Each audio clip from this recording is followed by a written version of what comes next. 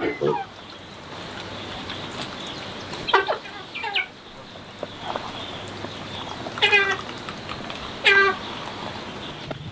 cơm nha. Cơm không? Ây da, đói lắm rồi. Ăn cơm nha. Cơm không? Ăn cơm.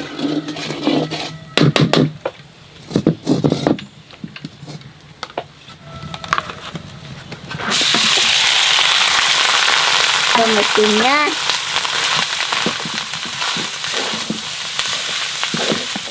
Ăn không? Hả? Cơm không?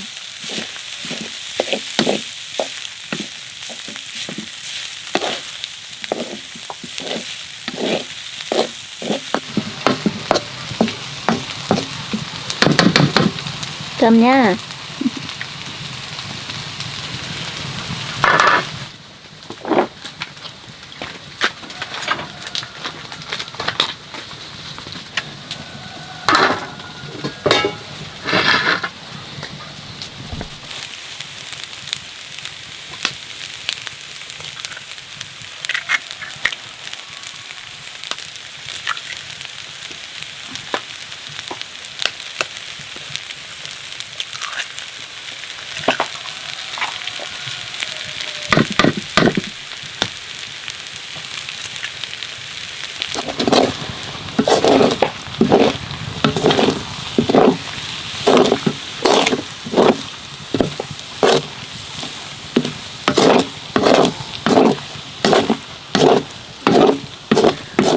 Ăn trứng không? Ừ? Ăn cơm không?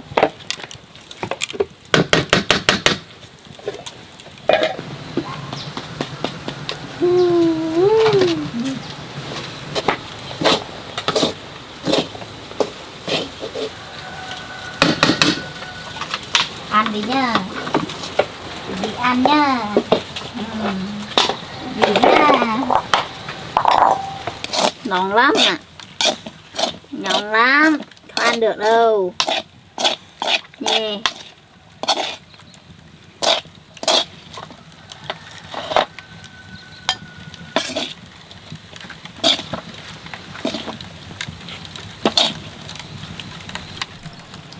Nhặt nhé. Ăn được đó à.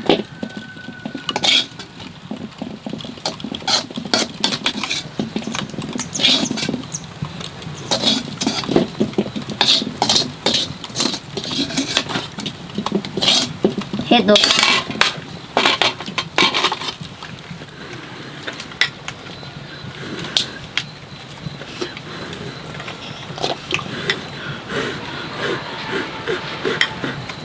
Đói không? Đói không? Ừ? Đói không?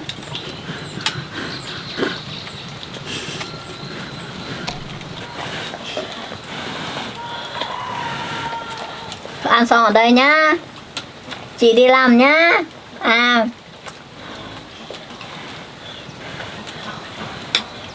Đây, ăn đi.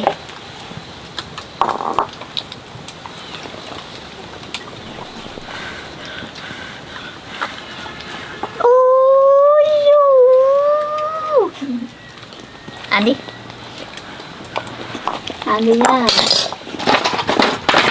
Ăn đi.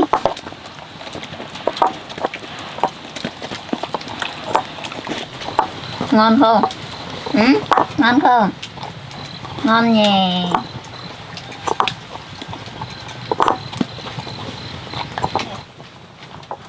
Ăn đi nha.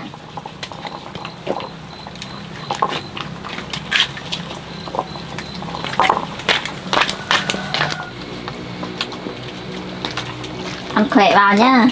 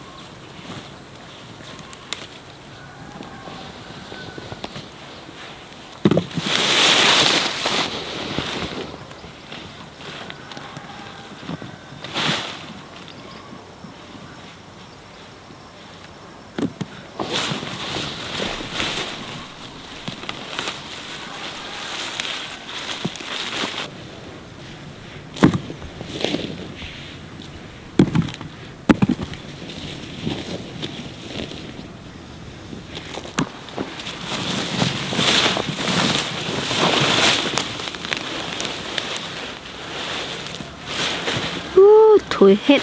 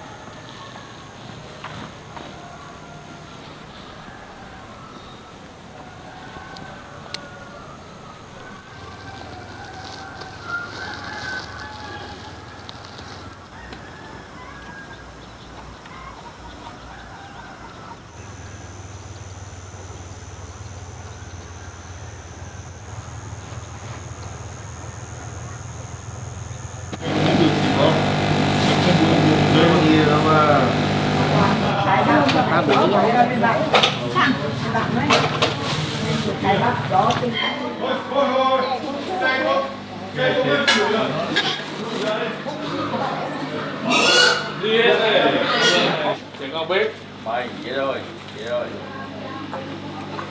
Nhập chơi nhé.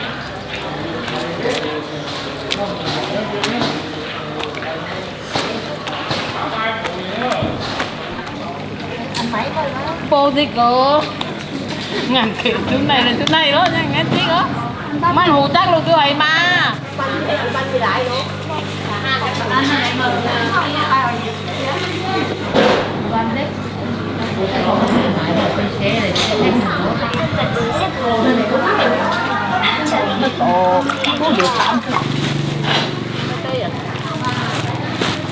tươi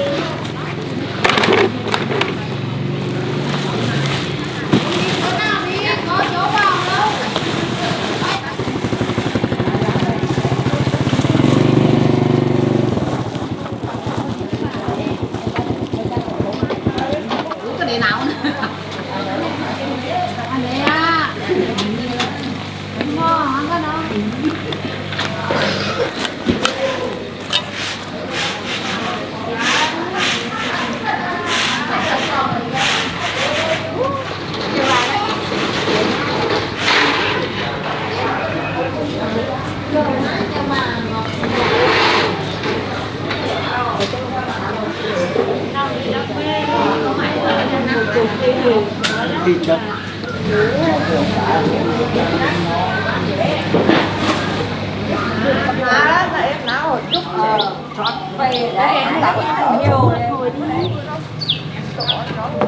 thì bác mà nó kết thúc á treo mà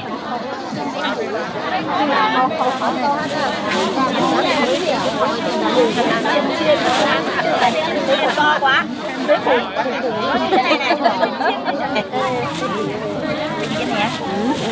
nhưng mà vẫn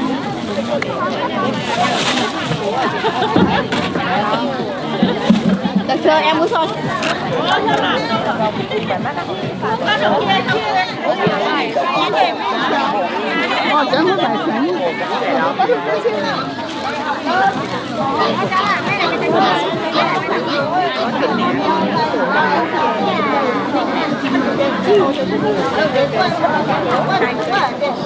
Ra gì mình cả hả mà gì mình cái nó gì nói gì có phải như nào ấy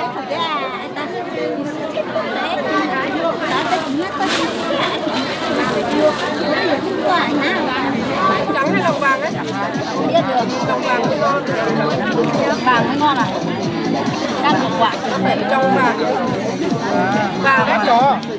Con đi mình con mình thôi. vàng này xong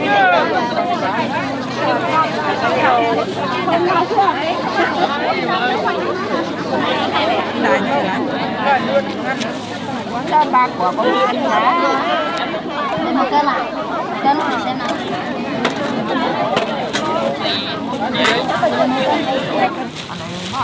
chả lét lẹ hết kéo kéo vậy lấy cả bát nữa mới cho bà vào mua nhiều khách bà đi mua quả thế đó mình có lấy một cân đi không phải từ lên thế là mình khắc trồng hay là mua đâu về bán à hát trùng ở gần nhà em thôi ra cái từ bán này nhá đâu ăn cái thao mi này nó là thuốc kiến mà Lấy nó một không, cân à? nó không bị ấy nó không bị muối ăn kìa. Ta chỉ thử đang bán thì thật sạch sẽ hơn. bảo mình vào thì thấy chết vào quên không mang cái đĩa về bao nhiêu một cân này Cái đấy chỉ một cân. này chưa được một cân Cân đấy cho nó thấy nặng nặng rồi mà cân đấy thấy lớn để bỏ.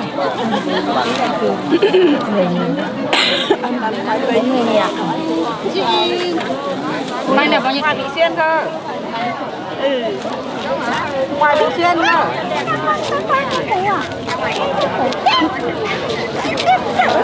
em cái túi nào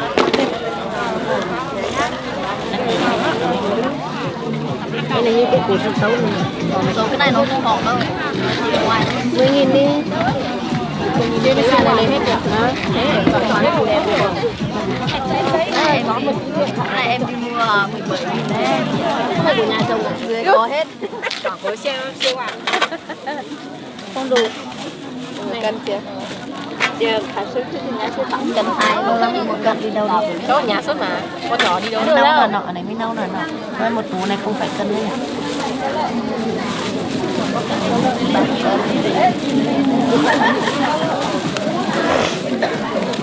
20.000 một cân, lấy một cân được không? Có tiền nhỉ? 2.000 một em hay. Đây là này. Là này không muốn Cân dưới mà. không. Đấy này được 12.000 một cân à? 20.000. Hôm nay nghỉ chút này. Để cho cô 10.000 nữa. Nhầm. 15.000. Cô 18.000 của áo nhiêu nhỉ? Bữa nào bảo 20.000 rồi còn. Đang bảo muốn để cho mình cá đi có tiền Đấy, con đi đổi tiền cho tịch con nào. ai bao tiền? Con này vẫn như là bình thường. Mẹ cũng là xài bánh, cái mặt xài nó phải. Rồi còn con này cho nó con. Ôi em ơi, chị xách khoai tây về cho. Wow, chó. Ô, nhà con chó. Con mẹ cái đẻ được 10 con. Xong là chết đi 5 con, còn 5 con mẹ chết đi lại đẻ được 5 con. Bây giờ cả con này.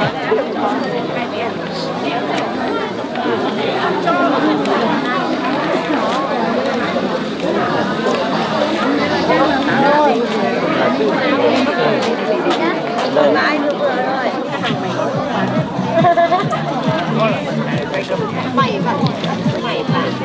Mua rồi.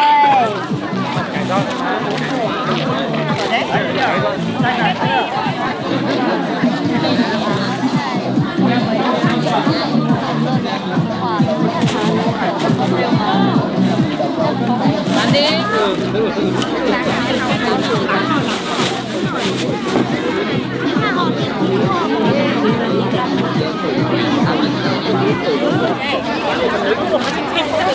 Đấy, 5.000 cân thôi.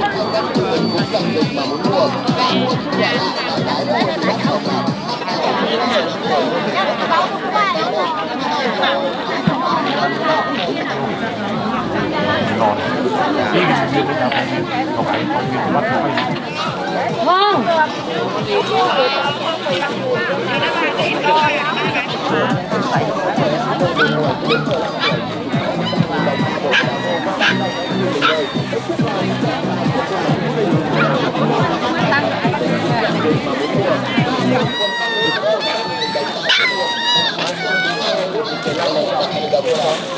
Cho này bao nhiêu một cân này? 15.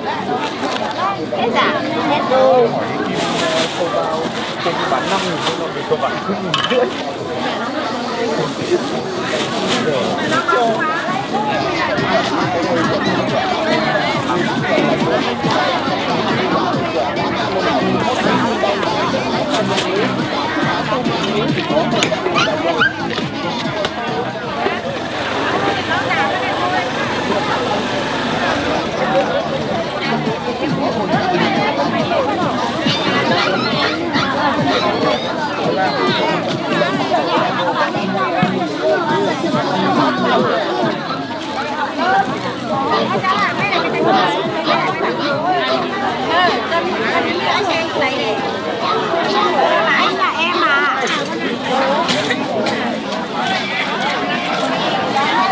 Cái này bóc cải lấy đi chồng được không?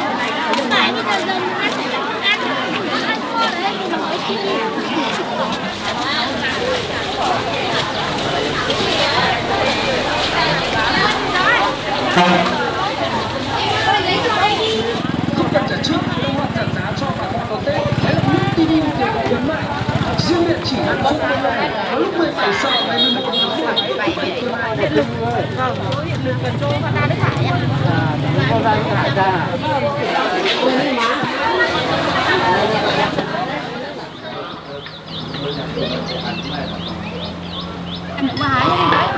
Em chuyển vào má này chứ?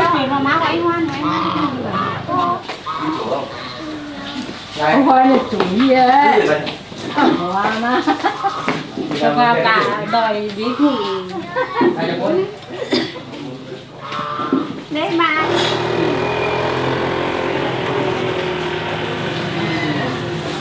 Còn chắc cái này còn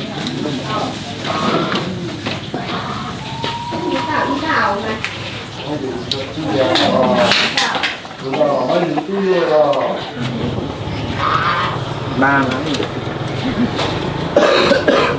Hôm nay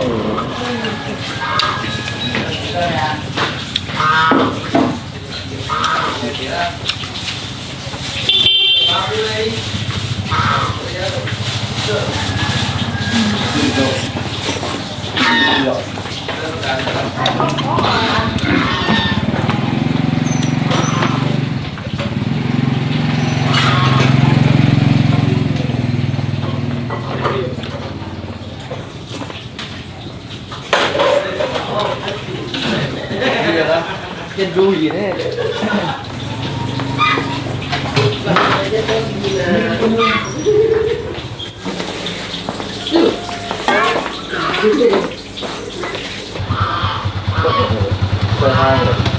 Nó lục cao đi anh, lục có nhâm mà để đi ăn ta.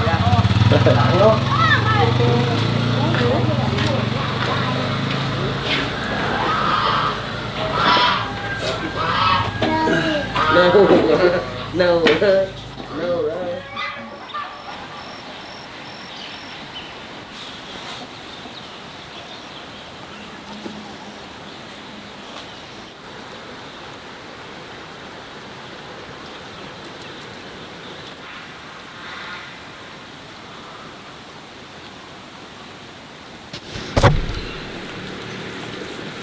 Ôi, ta đã tự bạc à. Nằm đây chờ chị á.